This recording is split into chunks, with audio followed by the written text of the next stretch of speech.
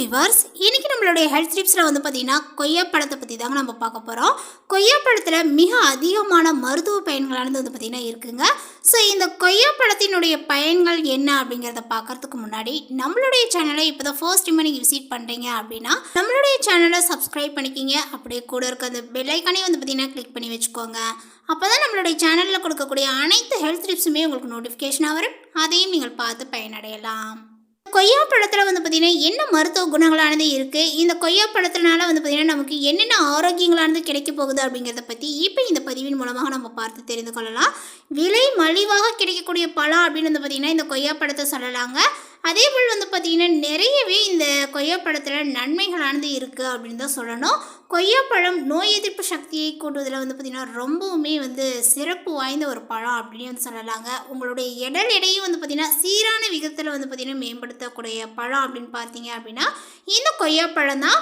அதே போல் கொய்யாவில் பார்த்தீங்கன்னா அதிக விட்டமின் சி ஆனது பார்த்தீங்கன்னா இருக்குது.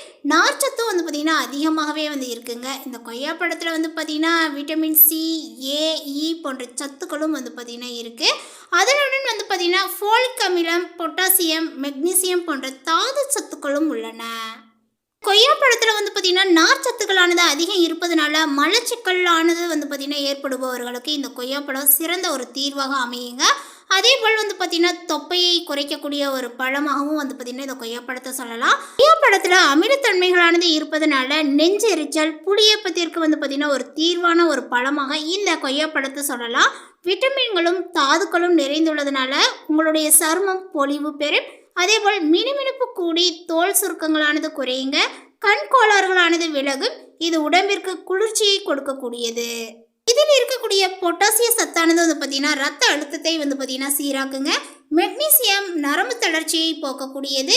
இதில் உள்ள விட்டமின் சி சளித்தொல்லையை பார்த்தீங்கன்னா போக்கும், இருமலுக்கு விடை கொடுக்கும் அப்படின்னு சொல்லலாம். உடலில் நோய் எதிர்ப்பு சக்தியை கூட்டும், வாயு தொல்லைக்கு தீர்வளிப்பதுடன் வயிற்றுப்போக்கு, வயிற்றுக்கடுப்பு போன்றவற்றில் இருந்துமே நிவாரணங்களானது பார்த்தீங்கன்னா கொடுக்குங்க. கொழுப்புச்சத்தின் குறைவான பழங்கள் என்பதனால பசியை கட்டுப்படுத்தி உடல் எடையை பார்த்தீங்கன்னா குறைக்க செய்ய உதவும் அப்படின்னு சொல்லலாம். அதே போல் பார்த்தீங்கன்னா நீரிழிவு நோயாளிகளுக்கு இது ரொம்பவுமே உகந்த ஒரு பழங்க. அருமையான கனிச்சாறு கொண்டு உள்ளதுனால உடல் புண்ணை ஆற்றும் அதனுடைய வல்லமையானது இந்த கொய்யாப்பழத்தில் இருக்குது அப்படின்னு தாங்க சொல்லணும். அது மட்டும் இல்லாமல் கொய்யா மரத்தினுடைய வேர், இலைகள், பட்டை போன்றவற்றிலுமே மருத்துவ குணங்கள் அடங்கியிருக்கு அப்படின்னே சொல்லலாம். அதே போல் இந்த கொய்யா பழத்தை வெறும் வயிற்றில் சாப்பிட்டால் மூலத்திற்கு நல்லது. உண்மையில் மூலத்திற்கு மிகப்பெரிய காரணம் அப்படின்னு பார்த்தீங்கன்னா இந்த மலச்சிக்கல் தாங்க. கொய்யா சாப்பிடுவதனால மலச்சிக்கலும் நீங்கும், அதோடு மூலமும் பார்த்தீங்கன்னா சரியாகும். கொய்யா பழத்தை எப்படி சாப்பிடணும் அப்படின்னா மாலை அல்லது இரவில் கொய்யா சாப்பிடுவதை தவிர்த்து கொள்ளணுங்க. கொய்யாவை இரவில் சாப்பிடுவதனால அதனுடைய செரிமானமும் சரியாக நடைபெறாது. கொய்யாவை பகல் மற்றும் மதியம் மட்டுமே உட்கொள்ள வேண்டும். மதிய உணவுக்கு ஒரு 1.5 மணி நேரம் கழித்து பார்த்தீங்கன்னா இந்த கொய்யா பழத்தை நம்ம எடுத்துக்கலாம். அனைத்து வயிற்று பிரச்சனைகளுக்கும் இது நிவாரணத்தை கொடுக்கும். அடிக்கடி பார்த்தீங்கன்னா அசிடிட்டி ப்ராப்ளத்தால் தவிக்கக்கூடியவர்கள் இந்த கொய்யா பழத்தை எடுத்துக்கலாங்க. அசிடிட்டி பிரச்சனைகள் ஆனது பார்த்தீங்கன்னா உங்களுக்கு தீரும். அதில் பார்த்தீங்கன்னா அமிலத்தன்மைகள் கொண்ட இருப்பதனால இந்த கொய்யா பழத்தை நீங்கள் உண்பதன் மூலமாக வாயுவை வெளியேற்றுவது மிக எளிது.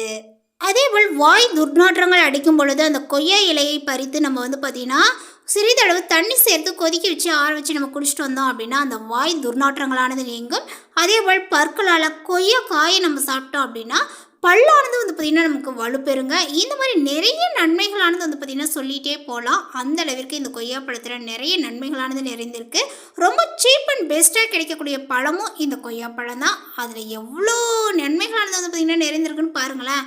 இதனால தான் சளி பிடிக்குது அப்படின்னு நிறைய பேர் நீங்கள் நினைப்பீங்க. ஆனால் பார்த்தீங்கன்னா அதை தொடர்ந்து ஒட்டுக்கா எடுத்துக்கொள்ளக்கூடாது.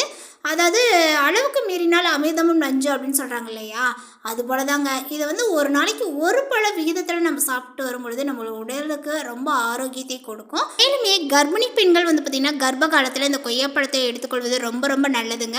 உங்களுக்கு மட்டும் கிடையாது, அந்த கர்ப்பத்தில் வளரக்கூடிய அந்த குழந்தைக்கும் பார்த்தீங்கன்னா ரொம்பவுமே அதனுடைய சத்துக்களானது கிடைக்கும். அதனால் பார்த்தீங்கன்னா கர்ப்ப காலத்தில் நிறையா நமக்கு ஜீரண சக்தியானது உண்டாகாது. அந்த சமயங்களில் இந்த கொய்யாப்பழத்தை சாப்பிட்றதுனால நமக்கு ஜீரண சக்தியும் உண்டாகும். வெயில் இருக்கக்கூடிய குழந்தையும் பார்த்தீங்கன்னா ரொம்ப ஆரோக்கியமாக இருக்கும். இந்த தகவல் உங்களுக்கு பிடித்திருந்தால் லைக் பண்ணுங்கள், ஷேர் பண்ணுங்கள். இது போன்ற புதிய சுவாரஸ்யமான புதிய தகவலுடன் அடுத்த ஒரு வீடியோவில் சந்திக்கலாம். தேங்க்யூ.